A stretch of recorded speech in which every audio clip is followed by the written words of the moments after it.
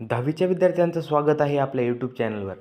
आज आपण डिस्कस करणार आहोत की विषय मराठी परीक्षेच्या 5 दिवस आधीचा मास्टर प्लॅन.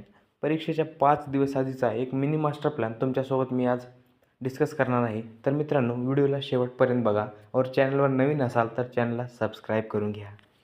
चला तर व्हिडिओला सुरुवात करूया. तर मित्रांनो, तुम्हाला पहिल्या दिवशी काय करायचं आहे? तर मित्रांनो, पहिल्या दिवशी तुम्हाला वाचन कौशल्याचा सराव करायचा आहे. म्हणजे 2 किंवा 5 मिनिमम 5 धड्याचा तुम्हाला पहिल्या दिवशी वाचन करायचं आहे. व्यवस्थित वाचून घ्यायचं आहे आणि त्या धड्यातील आकृत्या म्हणजे डायग्राम ज्या असतील त्या सेपरेट काढून घ्यायच्या आहेत. नंतर दुसऱ्या दिवशी काय करायचं आहे? लेखन कौशल्य. दुसऱ्या दिवशी तुम्हाला त्या वाचलेल्या 5 धड्याचे जे स्वाध्याय म्हणजे प्रश्न उत्तर आहेत ते व्यवस्थित वाचून लिहून घ्यायचे आहेत आणि डायग्राम ह्या काढून सराव करायचा आहे. तिसऱ्या दिवशी काय करायचं आहे? व्याकरण. मित्रांनो, व्याकरण हे परीक्षेमध्ये खूपच महत्त्वाचं ठरतं. व्याकरणामुळे तुमचे 5 मार्काच्या जागी 4 मार्क पडू शकतात, कारण व्याकरण तुमचं चूक होता कामा नये. तर व्याकरण खूप महत्त्वाचं आहे. विरामचिन्हे, समास किंवा वाक्यप्रचार याची चूक होऊ नये याचे व्यवस्थित सराव करायचा आहे. चौथ्या दिवशी काय करायचं आहे?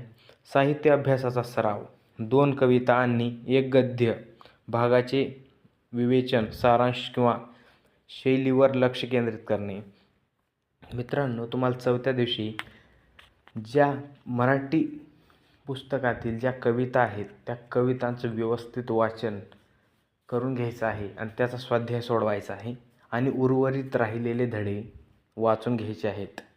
5व्या दिवशी तुम्हाला जे काही तुम्ही 4 दिवसात केलेलं आहे त्याच्या बेसवर बोर्डाच्या आधीच्या मागील वर्षीच्या प्रश्नपत्रिका सोडवून बघायच्या आहेत.